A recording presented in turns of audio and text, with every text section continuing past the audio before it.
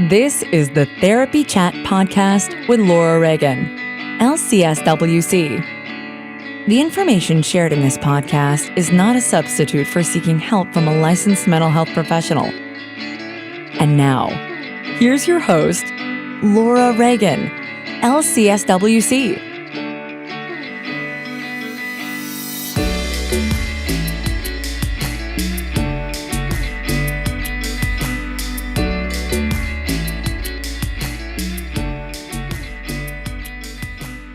Hi, welcome back to Therapy Chat.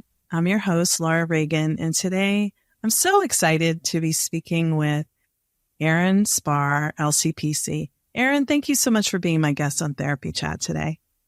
Laura, this is such a treat. Thank you so much for having me. I'm really happy to be here. You're welcome. We've connected on Instagram. We were first connecting because we were going to be attending there was a women's march in like 2022 or one, maybe 2022, the second big one in DC. Although we didn't actually meet there, but now we have finally connected, and I already feel very comfortable with you because we started chatting beforehand and shared a lot in common. So today we're going to talk about you, your work, feminism, intersectional feminism. And before we get into it, can you start off with just telling everybody a little bit more about who you are and what you do? Yeah, sure.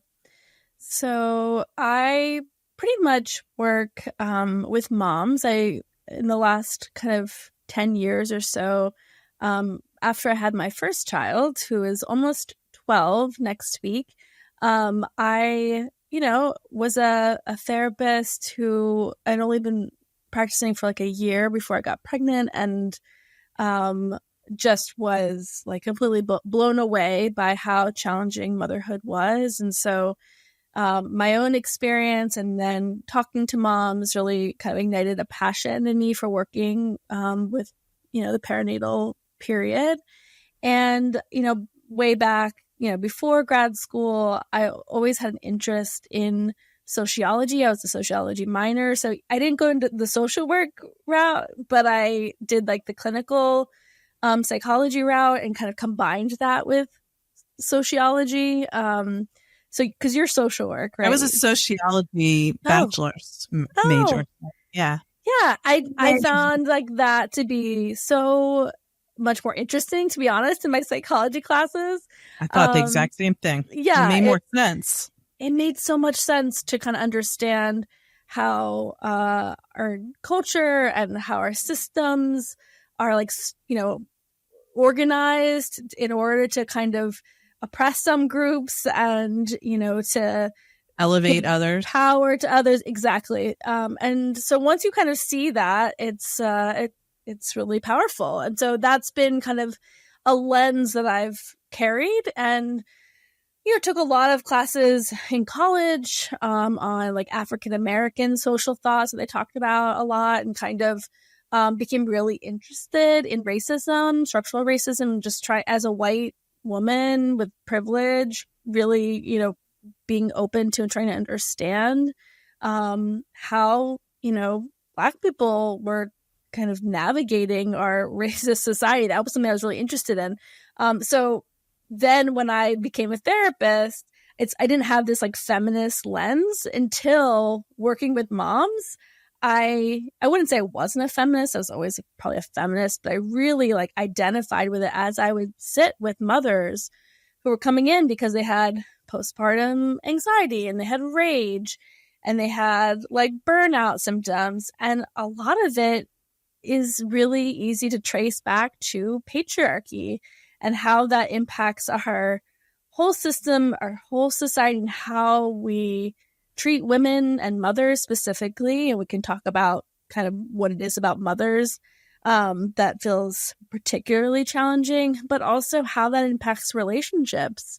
And I see the same patterns over and over again. So I kind of started to really identify with the feminist part of my identity and really bringing that into my work with clients, but then also I have a platform that I've been growing on Instagram, and that's a place where I really talk a lot about my observations and things that I'm noticing and talking about with my clients.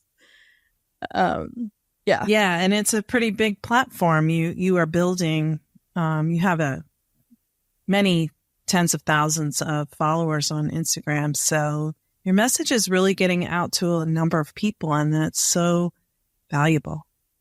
Yeah, thank you. Because moms need to hear and see. I think being a woman and being a mother, you are so bombarded with so many things that it can be hard to even see which way is up. And, maybe might seem easier to focus on things like trying to present a certain image in public instead of the fears of your kids going to school and not being safe, or, just looking at your kids and worrying about how they'll do in life with, if you have daughters, if they'll be safe, and if you have sons, if they'll be safe, and if they'll be not wanting them to be violent people towards other people, just as some of the tiny, huge things that we're focusing on. I know one of the things that we had talked about discussing was the burden that women carry in families, and I guess all the labor that women do, the weight of being female, and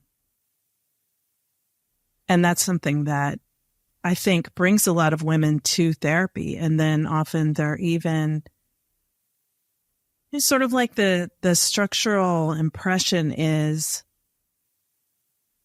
well, you've lost yourself in caregiving, as if it's a character defect instead of something that is can swallow you, the demands of caregiving, Yeah, absolutely. I think that's been the case for a long time, that women, mothers, have been carrying the sort of bulk of the labor and the mental load, as we talk about now. And I think we're in this really interesting time period, kind of post the second wave, third wave feminism, where, there was this real effort to help women get out of the domestic sphere if they wanted to, right? That many women felt trapped in their roles. And so now, a lot of my peers, we were raised kind of feeling like we had options, that we could work, we could be mothers, but we could also have careers. And I think we're at this place right now where a lot of women are realizing, like, wait, we got this opportunity that maybe our grandmothers or great grandmothers didn't have, but nobody really took off the load. There was no adjustment. Right. And it's been interesting because I've had some reels about this on Instagram. One particular goes viral, and so I get these comments. And there was one that really struck me from this one man who said, like, we never agreed to women going into the workforce. You guys wanted this. And so now, like, you're expecting us. He said it. He said it. He said it. You wanted it. Now we know. We didn't want this. You wanted this. Now you got it. So you got to deal with it and still do everything that you were doing before. Do everything. And that a lot of women are married or in relationship, let's say with men, if they're in heterosexual partnerships, where men aren't saying that out loud, but there is an undertone or their behavior is showing that. And I think that we're in this like reckoning here where a lot of women are getting burnt out and then they're getting angry, right? And they're saying, wait a second, in order to come out of this burnout, I have to find space. I have to take up space. I have to push back. And I don't think we've done a great job of preparing men as a society to expect like women to do that and to know how to kind of rise up to meet that challenge. In a lot of ways, there's not a lot of real incentive to do that or real modeling of what that looks like. Our culture's just not set up for women not to be in the one down position. It's set up. Yes. That we are the domestic work, and it's very hard to get by on a one income family nowadays. I mean, certainly where we live in Maryland, it's one of the most expensive states to live, but things are going up everywhere. And it takes two incomes to get by for most families. But then who's doing all the other stuff? And it's falling on the moms. And we know that. And we have like research that really shows that. I think that's interesting because part of what can be hard is a lot of times there was some research that showed that women underestimated how much they were doing in the home, domestic sphere, while men overestimated.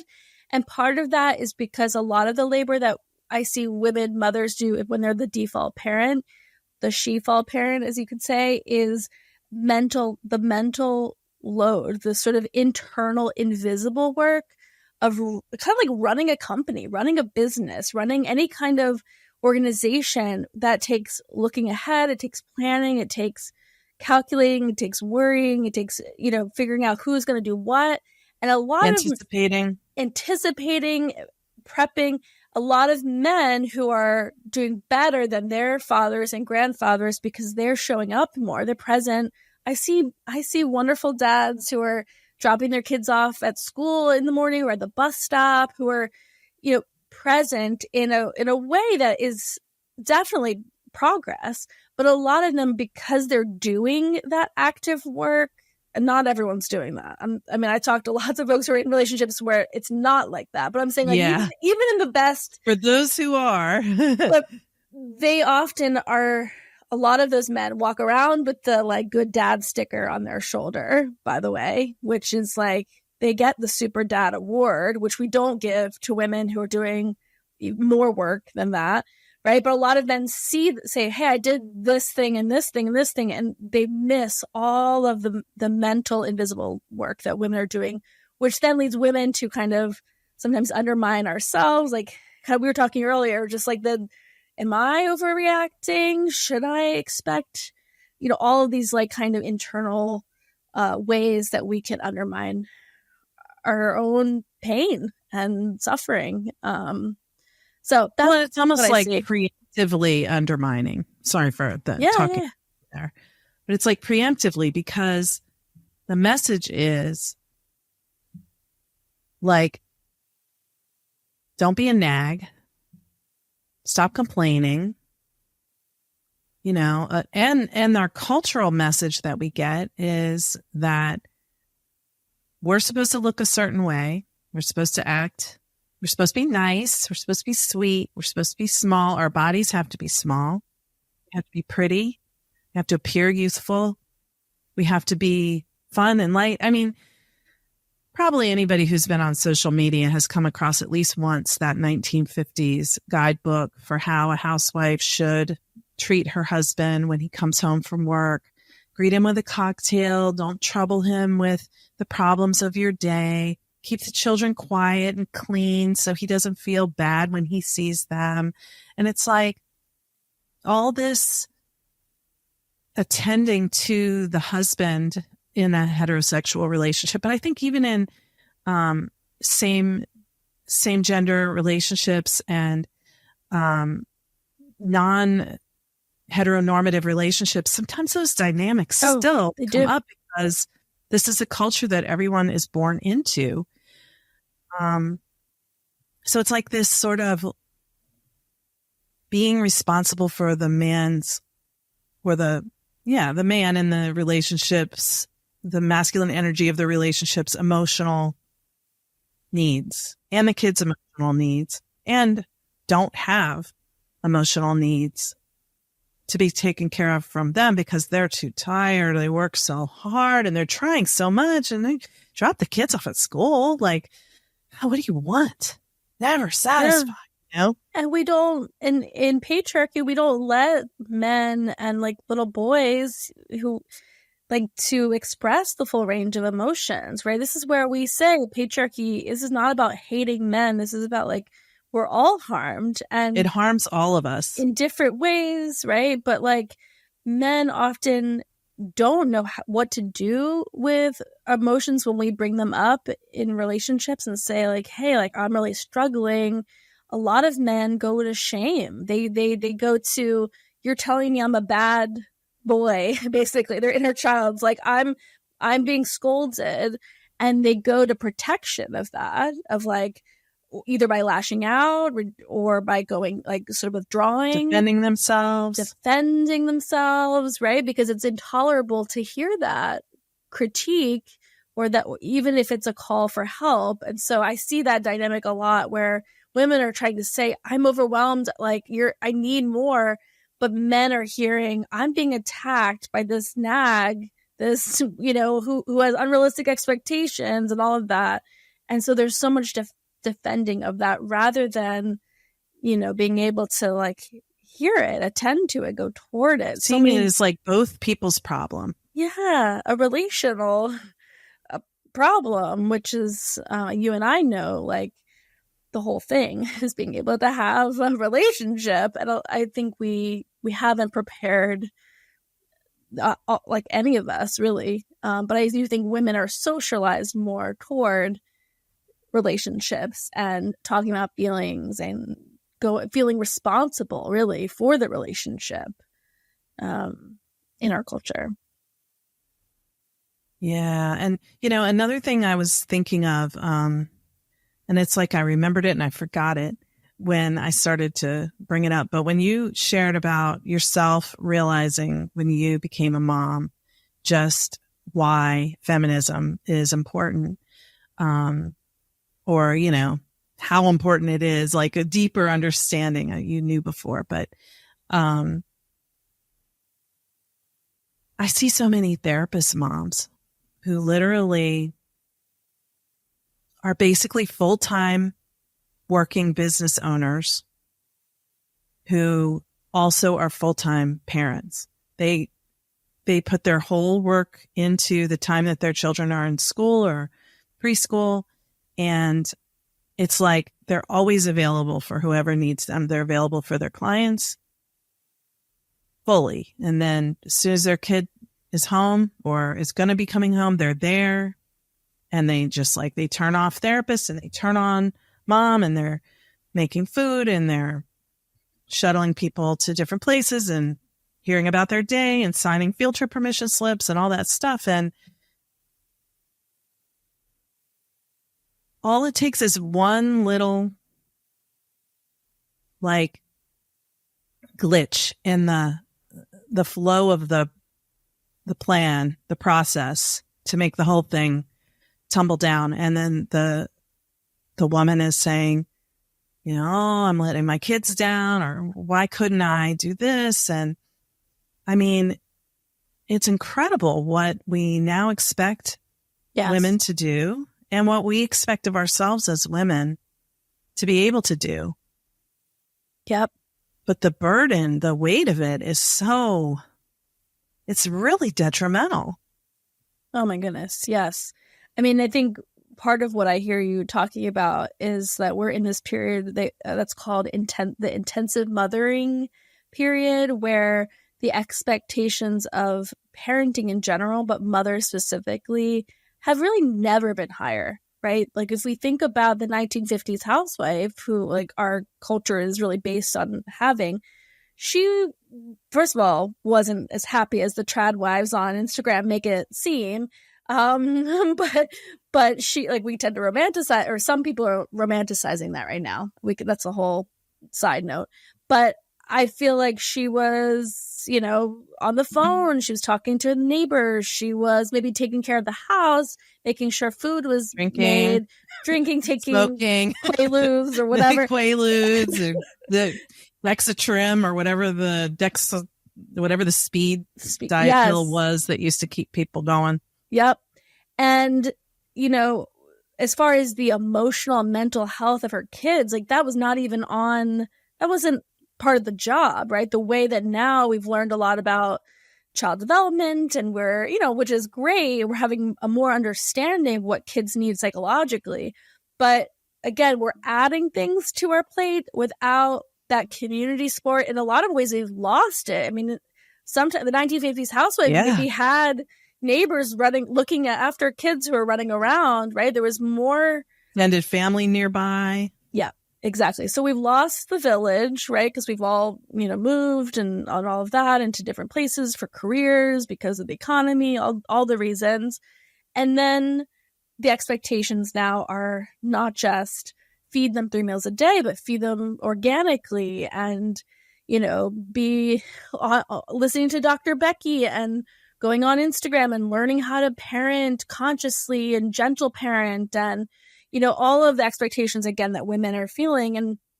And I think we, of course, there's like this whole setting of perfectionism that I think I know you're more Gen X. I'm like an elder millennial, you know, Xennial. A lot of millennials, I feel like we're really set up for perfectionism with a lot of like external behavioral like approaches, which I feel like Gen X was sort of neglected, right? Like you got that right. We were on our own. We just ran streets. We ran around the woods. We were doing anything. Nobody knew where we were or thought about it all day long. Yep.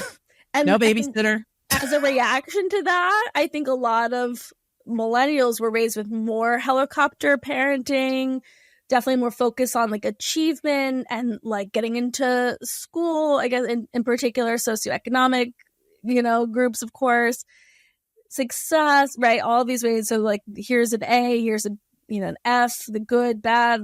So there was much more reliance on external feedback. And then when you become a mom, and especially if you have, you know, had a career or whatever, where maybe you tried to get that, external feedback, you get, you know, promotion or something, like a lot of moms then don't know how to figure out how well they're doing as in their role. And they look at social media and they compare themselves and they say, well, this, you know, the pediatrician said I'm supposed to do it this way. And so I have to do it the perfect way, the ideal way. Right. So there's just like so much pressure. And again, like a dad is still a good dad if he's involved. Right? If you think about just that word involved, he's an involved dad. People say that all the time. Could you imagine saying that about a mother? Like, she's an involved mother. Like, that's the bare minimum. Yeah. Like, not absent. That's all that says. Right? Yeah. I stood there. I was right there. I was standing right there. I showed up. Right. So there's just still. And then what did you do? Yeah. Right. And then I think I see a lot of women mothers who they're not just reacting, they're going to therapy to heal their intergenerational trauma, right? They're trying to not pass down certain things or parenting differently than their parents did. And a lot of men haven't gotten that message. They don't see their peers doing that kind of work to sort of say, like, I'm not saying all, okay, we're talking in generalizations. We're talking in just sort of trends. So I'm sure there are some men who are, and if there are men listening to this podcast, like maybe that's not, you know, who we're talking about. But I do see that a lot of folks who then their partners will react parent-wise. They'll just sort of do what feels natural to them, men, while the women who are in therapy and they're listening to the podcast and they're reading the books are trying to be more intentional in certain ways. And then there's more clashing like in the relationship. So anyway, did I get off topic? Yeah, no, I agree with you. I mean, it's like resonating with me. I'm thinking about my own parenting since my kids are out of the house now. I think, you know, different generations. And I was a Gen X young parent, but I was very perfectionistic because I wanted to do better. I wanted to break generational cycles of trauma before I knew what that was called. And, I wanted to do anything but be like the ways that didn't work for me when I was growing up. So, maybe I was a little bit of an early helicopter, adopter, but, trendsetter, if you will. But, no, but I mean, what you said, I think it struck a chord when you said about men not seeing their peers really working to develop their emotional lives and their parenting skills and to not be reactive.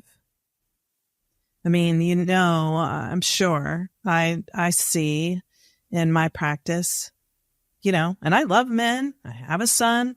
I'm not anti-men at all, but I've observed in my life that men have, pretty much you can be angry or you can be neutral. Even like joyful isn't allowed in the patriarchy construct. And scared is definitely not welcome. Tenderness, like softness, gentleness. I mean, you hear it right now in our political discourse. How many people are screaming all over the internet, kids these days are too soft, It's like, what? They're actually children. Children are vulnerable. They're so vulnerable. I mean, I have, little boys. My youngest, who's 6, is like so soft and gooey and sweet and innocent and like they start off, we all start off like, these little vulnerable beings. Right. We're human. They don't not cry when they have a feeling. No. You don't see girls crying and boys just being like, doesn't bother me. Yeah. No. They learn that. We teach them that over time. We beat that into them, unfortunately. And that I've been reading this what's it called? The Will to Change by Bell Hooks. And she talks about how like that kind of like we do violence to little boys by beating out this like tenderness and vulnerability in them. And then that translates to all kinds of violence if we think about it. I mean, I know working with survivors, like so much of that violence is perpetuated by men. Women pass it on too. So, but the kind of violence that we're seeing, I mean, thinking about in America right now, like, the constant school shootings and I mean, all of this it's violence, right? That is often political violence, school shootings, violence in communities, domestic violence, sexual violence, all. I mean, I will say like in our culture over time, those crime rates are going down, which is good, but the violence isn't just physical assaults. It's not just, sexual violence isn't just rape that you're going to get charged with if anyone believes you and someone gets convicted in court, meaning if anyone believes the victim. And that's my cynical many years of sexual violence work that said that. But what about the whole reality of just walking down the street as a woman? It's objectifying.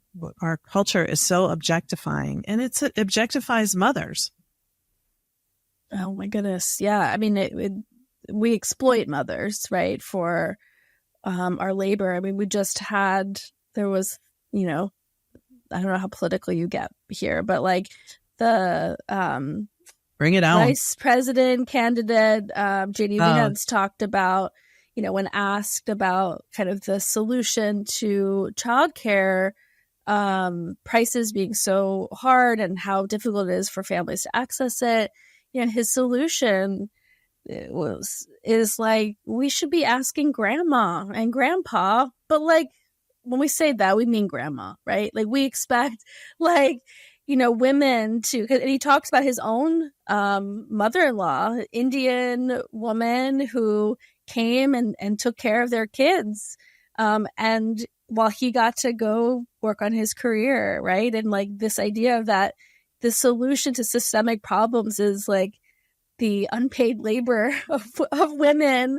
Like that's like even, I mean, of course we all know that it'd be great to have support from family if you have it. That's kind of obvious, right? But that would even be like he would, you know, as a politician in this position of power who has so many more resources and the ability to think, you know, about real solutions. And that was his response, was to say, you know, why don't we just ask grandma, you know, like that. How insulting. Yes, that's true. And it's also like, it's so, I don't know, it's just a very narrow definition of, you know, they go back to the family values idea where the family values are that a woman's place is in the home. That's the family value. Yeah. You know, and that's not really family values. That's not, is that even what's best for women? If you look at, you know, I mean, women who want to stay home and work inside the home, taking care of their kids and not have other employment that's paid. I have the utmost respect for that. I have never been able to do that either financially or emotionally. Yeah. But, it's a very privileged stance to even pretend that it's possible because the less you have in our culture, I mean, are women who are living in poverty able to be stay-at-home moms? No, they're called, quote, welfare queens, right? That's a stay-at-home mom who is poor. I mean, and that's the thing that people like that, who you spoke about, are so staunchly against. You know, that as a problem, instead of realizing that people don't have the opportunity to go to work if they have children and there's no affordable childcare. So they're stuck in poverty. They're not choosing not to work, as if work is a virtuous thing anyway. I mean, why do we have to work to survive? That's really wrong with that. Right. That's part of our patriarchal culture. Exactly. I mean, I think that's why it's like whether or not you want to work, need to work, whatever, feel called to work, choose to work out. And we say work, meaning like for employment, pay, because it's all work, as you and I know. Like, yes, it is. It's hard to do either one. I mean, it's hard. Like, part of what really radicalized me was having to put my babies in daycare at 12 weeks full time, because that 12 weeks was all I could get. We scraped. And I mean, at that point in my life, like to make that even work for maternity leave, because there really wasn't a maternity leave. And it was, you know, a combination of, you know, short-term disability and paid time off, and then like some couple weeks of unpaid, you know. And I mean, some people, I think they say like a lot of people most go jobs back, do not provide that. Yeah, they go back in 2 weeks, 4 weeks, you know, and so like a lot of, I think it makes sense that a lot of mothers would want to stay home and heal and bond and are forced into the workforce earlier than they would want. And then others, like can't hold a job because, you know, school starts at 9:00 and ends at 3:25 or something. And then how are you supposed to make it work? So I just feel like it doesn't work for families. And there's this whole like agenda being pushed right now to sort of say that what's best for kids is for mom to be home in this one particular way. And we know that there are many ways to live your life, many ways to have a family, and like the oppression is not being able to make those choices, which is different from men. We expect that men will work. That's just a given, right? And that's a pressure that I think a lot of men feel, and that they don't feel like they could. I mean, there are lots more dads like becoming stay-at-home dads, and that's like a newer thing. which is pretty brave to kind of step into this role that isn't aligned with our masculine ideas of, and in quotes, men. So we have a long way to go. You know, you're right, Erin, but I just have to point out, because I literally was talking about this with a client right before we recorded this, how, and this client is more in my age range, middle age. And we were talking about that movie 9 to 5. Do you know that movie? Dolly I know Parton, the song. I want to sing the song. Fonda. Yeah. Yeah. Well, the movie was about a sexist workplace and women going to work, and the boss was sexually harassing them. And, you know, it was toxic and it was very obvious. I remember, whatever it says about me, I saw the movie in the theater when I was probably like 8. And I knew it was screwed up. Like, I knew it was wrong, the way the women were being treated. It was clear. It was obvious. But that was like 1980 or so. And what the client and I were talking about is how in America now, our adult daughters have less rights over their own bodies than we had growing up. And we were born in the 70s. So we are not going, that is not a forward movement. When people say go back to the way things were in the 50s, they're not kidding. Yeah. And that should bother us. Yeah, it's scary. Like, really, really scary.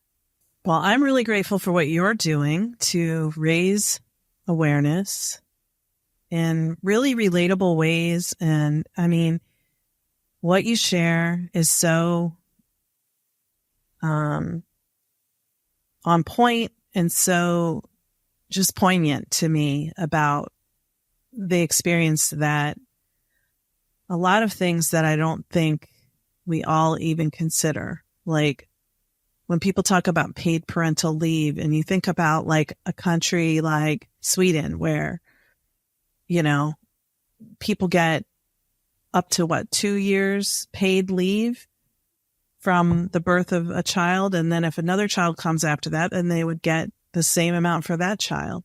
So that means that families can actually be with their kids.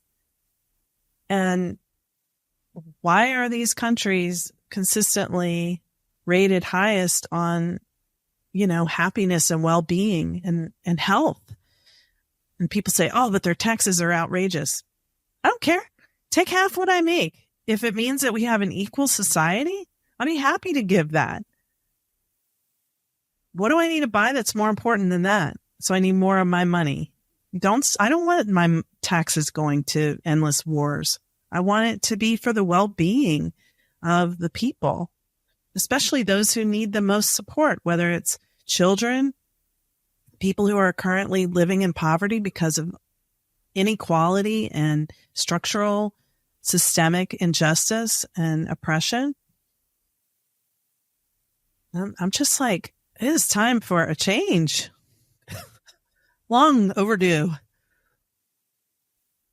Yeah. And I mean, it's interesting, like the values you're talking about, health and well-being, it's like, that's actually not reflected in what the sort of the laws are. It's not reflected in kind of in, like when you look at what our system is doing, that I don't see that as the goal. I think many of us want that.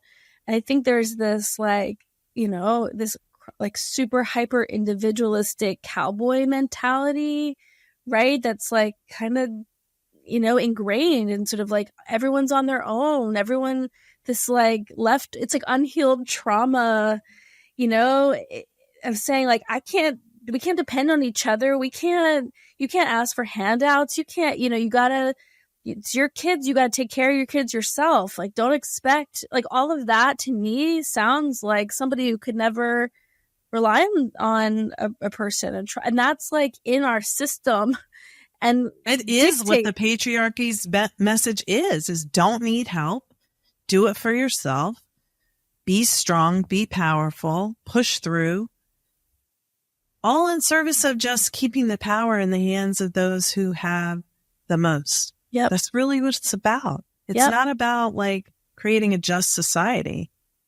Yes. And like just speaking about the motherhood piece, I think a lot of women, particularly if you have privilege, so if you are white, if you are, have a lot of education, privilege can mean many things. You have an intact, healthy family of origin. Like, I think in a lot of ways, economic sufficiency. Yep. You may feel like you can kind of thrive or like sort of be successful in that by not depending on anyone, by kind of working hard and taking care of yourself. But when you become a mom, there's like this such a vulnerable time when most of us need people. You're biologically, it's normal. Yeah. And that is where I see a lot of like real fear around being in this vulnerable place of, I need people, but I've never been taught how to ask for help. Like that is the worst, right? Like in order Needing to adapt, help is shameful. It's shameful. It's threatening. The way that I survive is to rely on myself, to not be too much, to not need anything. Like all those survival techniques then kind of, they don't work. And so you overfunction, become burnout, or kind of go into despair, or there's all kinds of ways that can get expressed. So then we call it postpartum depression. And that's all. That's the only label we have to describe it. And I just want to caveat: of course, there is a hormonal component. Of course, there's biological stuff going on, but we overemphasize that when so much can be attributed to this experience, this loss of freedom, of choices, autonomy. Yeah. And I think I noticed that shift can be almost bigger for folks who've had a lot of privilege and then lose it versus, let's say, like Black women, other women of color, folks who've experienced a lot of systemic trauma. Then it's like compounded. Then it's like you're adding layers of trauma. So it's like almost like a different experience, and it's expressed differently, So it's not great. Yeah. Yes, you're right. And, I feel like where we should end is I hope that this conversation will shake people who think things are just fine out of the complacency and say, well, maybe it's not just fine for everyone. And what can I do to be a part of making things better for everyone? If I'm in a more privileged position, how can I use my power to advocate for and vote for what's right, and for people whose voices don't get heard by design, not because they have nothing to say or they aren't speaking up, but because they're not allowed to take up space. They're prevented from taking up space. What can I do? And if I'm a man this is stirring anything, like, is it good enough the way it is? Because, when we look at politics and we look at, for example, the 2016 election, white women and white men did not do so great in voting for a better society, so to speak, for all. And in 2024, we have another chance, and it's really important. Therapy is political, right? That actually means something. A lot of the things that, we could talk about, the psychological experiences that humans have, and that maybe we talk about in therapy, like your family of origin and the experiences you've had. But so much of that is impacted by the society and the political atmosphere that all of this is happening. We have to address the context and try to get to the source. And I think therapists become so politically active because we are sitting with the consequences, hearing what people are dealing with. And, there's things that we can do to help, and there are certain things we can like help folks cope with or heal or validate. But if we want to get to the source, there's so much that's like in our culture that really like makes a difference in our mental health, right? So exactly. It's like if we knew that the air we were breathing was toxic, we could try to cope with how we feel about having toxic air, and we could try to, get better lung capacity, right? And we could try to, board up our house or somehow like insulate everything so that the toxicity doesn't come inside and get special machines, or we could just like address the toxic air. And that's kind of like our current culture and the way things are when, you see the police violence, the war, the fear, the political violence, the poverty, inequality, crime. As a sociology minor and me as a sociology major and a social worker, we know that the solutions are there. They've been researched. They've been identified for many decades. It's not like someone needs to come up with a new solution. It's right there. But it takes the political will, Congress in particular, to protect people's rights and their safety, not continue to strip them away. So, I'm really glad that we talked today, and maybe we can continue this conversation. Maybe we can, because we had a whole bunch of other points that we didn't really get to because I probably took us in a different direction, but it just it flowed here. I know. If you think like I sound angry, it's because I am angry. I mean, I've been told that I don't sound super angry, but I am. I think there's reason to be, and it's hard to be angry, and not everyone's in a place to be angry because of all kinds of reasons in their life. So, I think if folks have that fire that they can ignite and join together to try to, yes, vote, and also have these conversations with people in your life, because I think there's a lot of like unlearning that a lot of us need to do to sort of even address our internalized patriarchy, is sort of a way of thinking about it. And we have to start there, just like any internalized racism, internalized sexism, all of this, it's like has to start there for us to then influence the external. Yeah. I think I can't remember exactly what it was. I'm trying to remember this t-shirt I used to have. It was about sexual violence, but it was like outreach plus action equals something. But I guess Justice, it would be change, maybe. Change. It's like you can feel enraged, but it doesn't have to be disenfranchised rage that has nowhere to go. Yes. Mobilize with it and use it to do something different.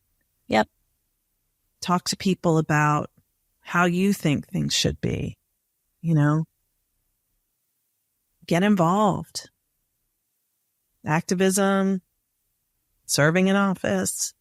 There's many ways to be involved. Use your platform. If you have a big social media following, like both of us have in one form or another, use it to speak about what you believe in and what you think is right and the way that you think things should be. And if enough of us come together with the right intentions, right heart, care for each other as a society, I think sometimes people think the only answer is a violent, destructive answer, but it's coming together that brings the most power. I think it's empathy. It's like that's really the heart, is like caring about your fellow neighbor and understanding that we're all walking, slightly different paths, but like we're all human, and having that compassion for each other and compassion for yourself. We all want to be safe, and we want our children to be safe, and we just want to just live. I don't know how Erin, to wrap it up in a positive bow. We're just gonna sit with the difficult feelings. Just leave it like that. Yeah. But where can people find you online, and maybe beyond Instagram, what else you offer? Yeah. So you can find me on Instagram at feminist.mom.therapist. I also have a podcast called the Feminist Mom Podcast, and I talk to lots of smart people about the intersection of feminism and motherhood. So definitely check that out. And then, like Laura, I have seen a need for helping connect clients, particularly moms and families, with inclusive providers. So therapists, doulas, like birth workers, lactation consultants. It's like a directory. It's called the Inclusive Provider Directory. I didn't know you created that. Oh, wow. I had no idea. It's newish. I'm really trying. You know what it's like to figure out how to promote a directory. It's a whole thing. Yes, I do. You do. I know you do. So it's my attempt to try to help families find providers who are trauma informed. That's not the way that you have trauma is the thing, but kind of like trauma informed, but inclusive, identity affirming. And so people can go and search their area, and folks can even providers can specify if they are feminist, reproductive rights, like pro rights allied, LGBTQI allied. So just that parents Beautiful. And families can really find good care. So that's the inclusive. So that's for all these different services around parenting and families. Okay. Yeah. And tell us again. Yep. So that's inclusiveproviders.com. And if folks are providers and they align with that, definitely check it out. I'd love for you to join. Yeah. Okay. I'll include links in the show notes to your podcast, the directory, and your Instagram. And you also, though, provide therapy in Maryland? Yes. I also provide therapy. I am accepting new clients right now. So I am licensed in Maryland and North Carolina. And great. You can check that out at erinspahrtherapy.com. Fabulous, Erin. Thank you so much for talking with me on Therapy Chat today. I really loved our conversation. Oh, good. Thank you for having me. This was such a treat. Thank you for listening to Therapy Chat with your host, Laura Reagan, LCSW-C. For more information, please visit therapychatpodcast.com.